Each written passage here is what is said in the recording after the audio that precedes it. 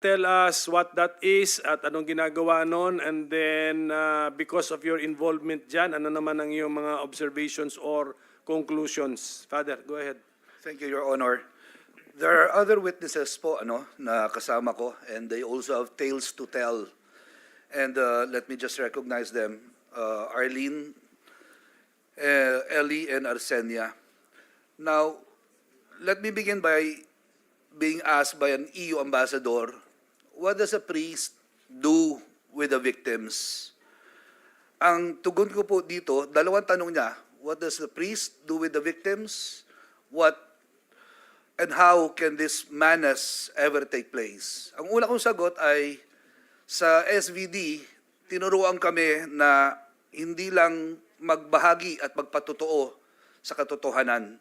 The Word became flesh, and we seek the flesh and serve them in the flesh. The second was, I told the ambassador, for you to understand the drug war that took place from 2016 to 2022, you have to go back to Davao. And in that, I have a presentation. If it's ready, I'll briefly run through it as a guide, but not all. And sa Davao, there are testimonies. In my presentation... Father, keep your presentation within 5 minutes, kaya? Kaya po. Kaya. Sige, Kakayanin. go ahead. Sige pa. And in this presentation, let me say that these are from fact statement made in public. Hindi ko po personal to, but these are all made in public. And the second would be facts from my own experience and encounter. Let me begin by what the former president uttered. In the next slide, please.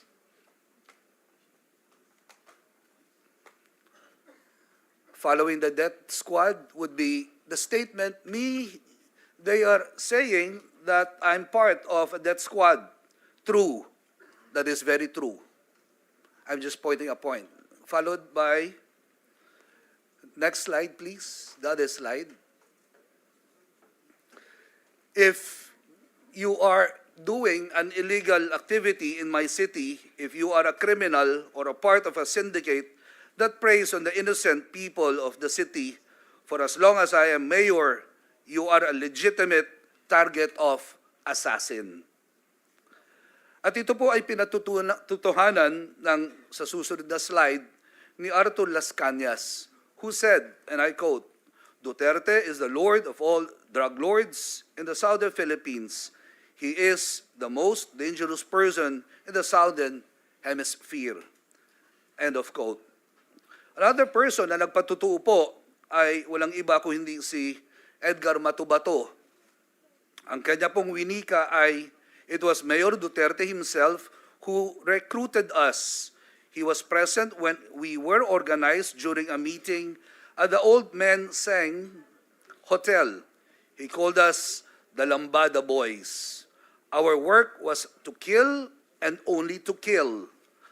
At the start of the Lambada Boys, actual killing served as our training to kill people who were defenseless and who were caught unaware. This is the Davao template. And moving forward, and just to sum it from the records made in public, meron po 1,000 hanggang o at least 1,000 ang namatay sa 1998 to 2008. Moving forward, what did we discover in the DDS template? Let me provide 4 elements sa nakita ng mga testigo.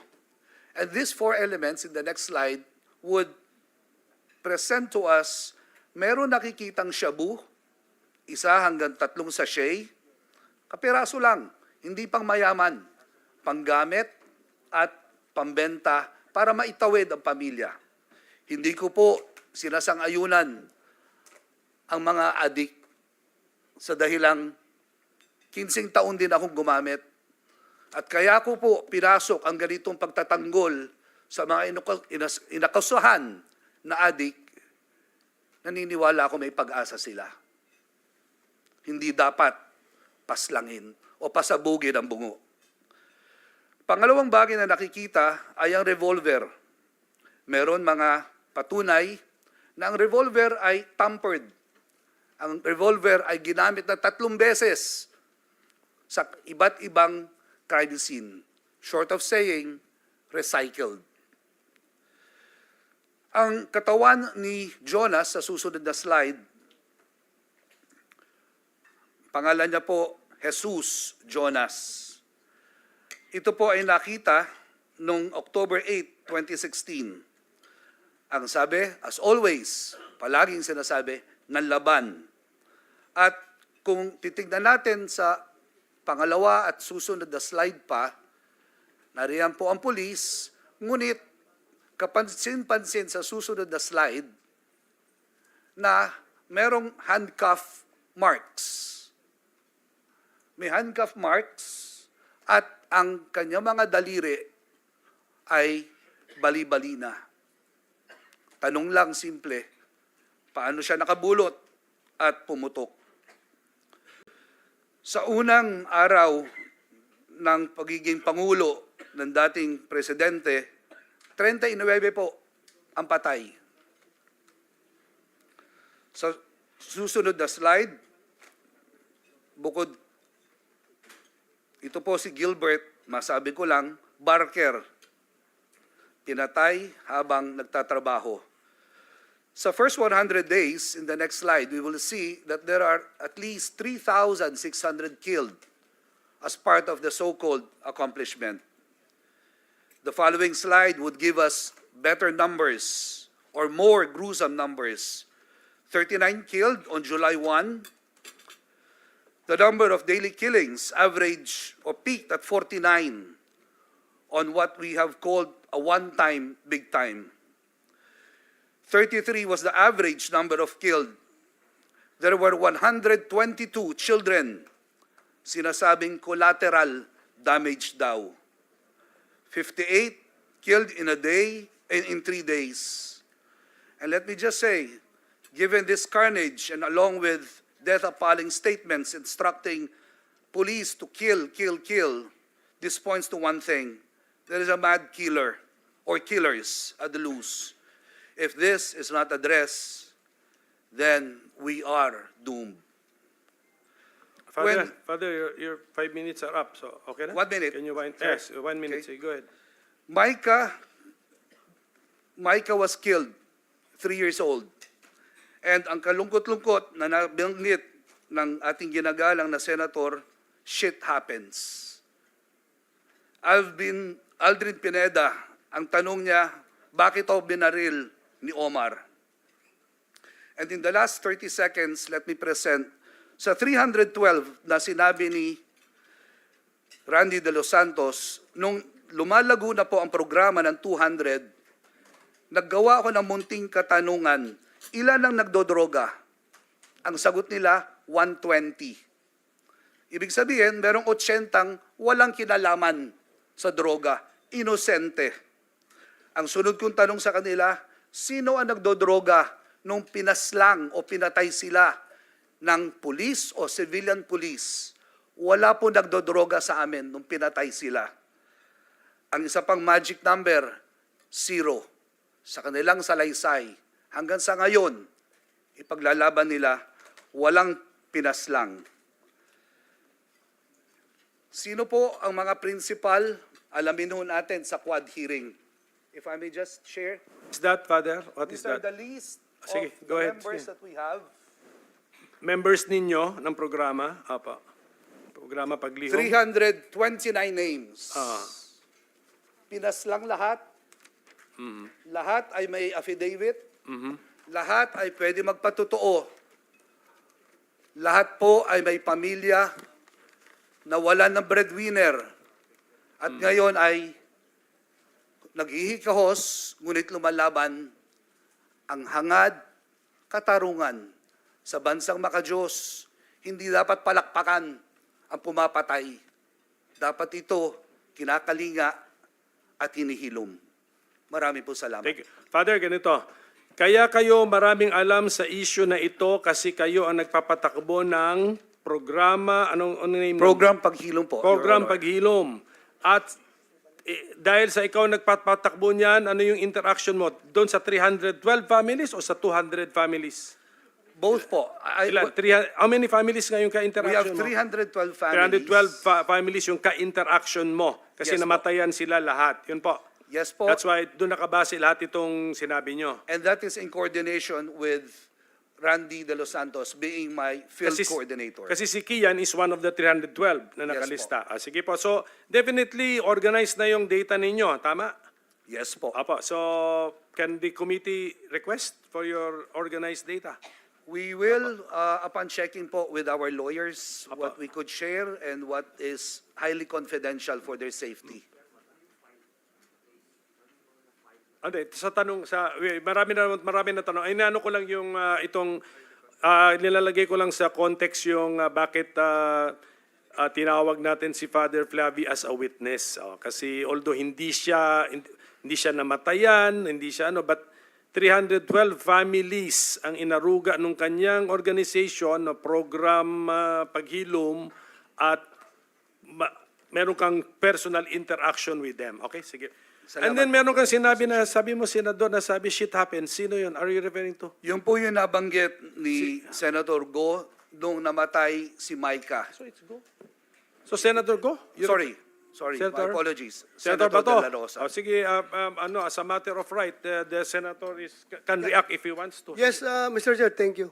I just would like to put in context. Paano ko sinabing shit happens? Indeed, I said that. Shit happens. Because sa amin sa police, sa military, during operations, when you don't have complete control of the operational environment, you expect shit happens. Yun nga, nangyari nga. Namatay yung bata, tinamaan yung bata. Talagang, for me, for us, shit happens. Nangyari yun. So what's the fuss? What's the fuss about blaming ourselves for... Sinabi ko, talaga nangyari. Hindi perfect yung operation. Hindi mo kontrolado ang environment. May tinamaan na bata. So, anong tawag ko dyan? Perfection happens? There's no perfect operations. Sometimes shit happens. That's what I say that. But that does not mean to degrade the soul, the departed soul of that child na namatay. Ang problema lang sa inyo, Father, you are trying to capitalize my words for propaganda purposes. That's very bad, Father. Masama po yan. Huwag niyong gamitin, you do not take the word out of context para i-propagandize yung isang issue. Ako, sinabi ko shit happens because I'm blaming myself as the chief PNP. Nangyari yung hindi dapat nangyari. Namatay yung bata, tinamaan. Really, shit happens. Pero, when the media presented it, when the media articulated it in their papers, wow, iba na. Bato is demonyo na yung bata parang masaya pa dahil lang namatay yung bata. Mali po yun, Mr. Chair. So, Mr. Chair. matanong ko lang si Father, when you said that you used drugs for 15 years, ano po yung drugs na ginamit mo, Father? Shabu po, at bago pa mag-shabu, Pare ka na noon? syempre hindi pa ho. Hindi ka pa pare. Natural po. So, 15 years. How old ka nag-start gumamit na Shabu? Father, ako sagutin niyo. Mr. Chair, simula po ako ng 16. 16. Opo. 16 plus 15, that's 31. Kailan ka naging pare? 2006. 2006. How old were you? 2006. 31 ho. 31. So meaning, nasa loob ka pa ng seminaryo, gumagamit ka na Meron Shabu. po akong tinatawag na relapse, Mr. Chair. Relapse. That's good. I congratulate you for reforming your life. Salamat And being po. a good example, I congratulate you. You are a good example to this community. Salamat po, Mr. Chair. Pero hindi po ako gumagawa at nagfa-fabricate o pinapalobo. When you said that you do not intend to hurt the feelings of the bereaved, by the word itself, you already did. Salamat po, Mr. Chair. Well, depende sa inyo yan. That's subjective, Mr. Chair. Can Kasi I- sa akin, when I see shit happens, that's for us to blame ourselves. That shit happens. That is not intended for the people or the victim. And which, yeah, Can we contextualize? Aminado naman si Senator Bato, konektado ito sa 1-year-old na namatay, kaya kayo napasalitang shit happens. yes, Mr. Can we, Chair. can we, 3-year-old. Ilan? Mr. Chair, 3-year-old 3 years old daw. na nangangarap ding Okay. maging pulis. Sige, Father, ikaw familiar sa what happened doon sa 3 years old na namatay? Sige nga, so that we will see the Sa pagkaalala ko po ay ito po ay isang police operation at ang hinuhuli nila yung anak, ay yung tatay, at dahil dito ay nadamay po yung anak, ano? Nadamay yung anak at namatay yung anak. I wouldn't want to give any Saan other, po 'yun? I wouldn't want to give Okay, any place and then date, and then sa incidenting 'yon, yung 3 years old lang ang namatay kasama po yung ama, Mr. Chair. kasama ang ama. So, yun. That is the context, ha? Yan Yes. yan yung context, ha, na nangyari ito. Yes, Mr. Chair, wala naman talagang pulis gustong pumatay ng bata. Kaya nga sabi ko, shit happens. Tinamaan yung bata sa crossfire. Kaya nga, nangyari yon. But Father, sa investigation ninyo, official police operation yon, na-confirm na ninyo sa HQ? It was po. Kaya Okay, may mga pangalan ng operatives. I think meron po, Mr. Chair, and ayaw kasi mag-appear po nung Paki-organize na lang po yung data kasi Opo. isa na yan sa napag-usapan natin ngayon. We are interested in that police operation na may 3-year-old na namatay. Yes po. Kasama ng kanyang papa siguro, papa? Yes Kasama po. papa. O, sige. Mr. Chair, na-autopsy rin po ni Dr. Raquel Fortun ang bata. So she can objectively provide the truth in this committee. Salamat po. yeah, Mr. Chair. Sa Senator Bato. Another question. Yung inimbestigahan ninyo, Father, na mga kaso, marami yon sinabi mo. And you have evidences. Meron kayong proof na sabi mo pa nga, binalian ng kamot. Sabi mo, may mga revolver na paulit-ulit na ginagamit as a exhibit. Then, sa haba ng panahon, Father, ilan na pong kaso na file ninyo pertaining to those cases that you have investigated? Ilan na pong kaso na file ninyo? Can I respond, Mr. Chair? Respond to the best of your ability. Okay. Pero hindi naman, I don't think it's the responsibility ninyo to file the cases. Pero sige, yeah, just, Precisely. Mr. Chair, but since concerned siya, advokasya niya yan, he should see to it that justice must be served to these victims. hindi So, po ba mas responsibility ng pulis yan? responsibility nga ng police, Mr. Chair, pero sila nag-imbestiga, he's provided. Otherwise, kung hindi siya tumulong para mapile yung kaso na yan, halata ng ginagawa niya, puro propaganda. Nagpo-propaganda lang siya. Nagsasabi siyang ganon. Hindi pala siya interested na makuha ang hustisya. Hindi niya pinaluap sa polis kung nakasuhan na itong mga gago na ito. Because for one, I want justice to be served. Lalong-lalo na yung mga inosente na pinatay. Dapat talaga, Father. Baka mas pwede pa akong maging pare kung tutuusin. Kasi gusto ko talaga kung if I have the goods, I have the evidence as you showed that a while ago. Bali-bali na, halatang binugbog mo na bago pinatay eh. Di ba? So, you should pinaluap mo sana yun, na-file yung kaso. Kung hindi mo pinaluap, well, masasabi ko hanggang propaganda ka lang, Father. Mr. Thank Chair. you, Mr. Chair. Mr. Chair. Father, si Senator Risa wants to interject something. Sige, Brief, Senator Risa. salamat kayo, Mr. Chair. Brief interjection lang. May expression kanina na what's the fuss. I think dahil lahat tayo, lahat around the table, ayaw nga natin na may nangyayaring ganito na may batang nako-crossfire. And a good number of us, ayaw din natin ang buong sitwasyong ito na nagkaroon ng EJ case, nagkaroon ng war on drugs. And secondly, Mr. Chair, for the record, ilang beses na rin nagkaroon ng pagdududa sa motibo ni Father Flavi sa pagharap sa ating komite. I think na he doesn't deserve that dahil pinepresume po ng ating komite na all our resource persons humaharap sa atin in good faith. So kung maaari ko lang i-make of record yan, Mr. Chair, na buong loob akong nananalig sa good faith ni Father Flavi sa pagharap sa atin at pagpresenta nung karanasan at ebidensya na meron ang Project Paghilom. For the record, Mr. Chair. Father, you don't mind being asked these hard questions naman, di ba? No, Oh, except that I... Okay, answer to the best of your ability. Salamat po. And Mr. Chair, I would like to acknowledge the intervention of Senator Riza. Hindi po uso at hindi po nasa bokabularyo ko ang pagboblot ng katotohanan at pagpapropaganda.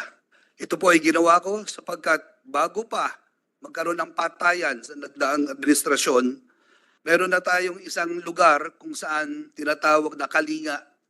Nagpapaligo, nagpapaaral, at meron pang only rice ang mga homeless. 2015. But when 2016 started and came in, dahil ang pinatay mostly are breadwinners, I was already thinking in advance na ang mga naiwan na pamilya, kapag hindi natulungan dahil breadwinners ang namatay, they will also end up in the streets.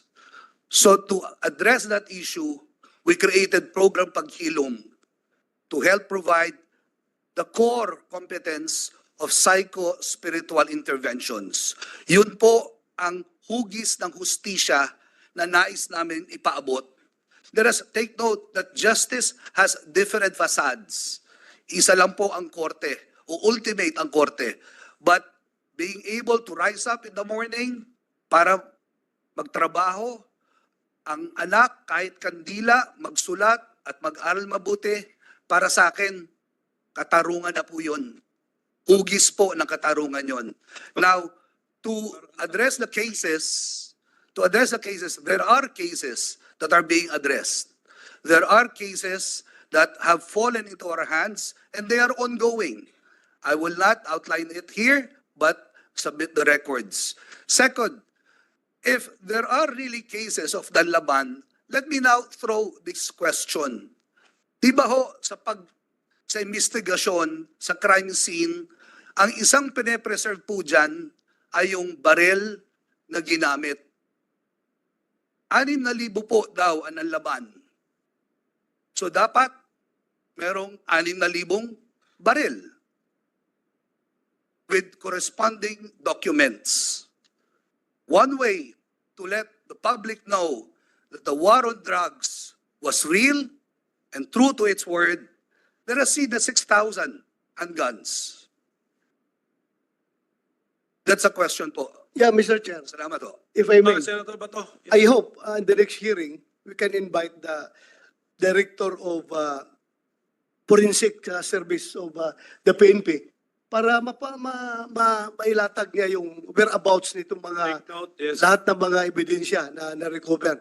And for the record, Mr. Chair, I just would like parating kay Father na I appreciate what you're doing, Father. Thank you for what you're doing.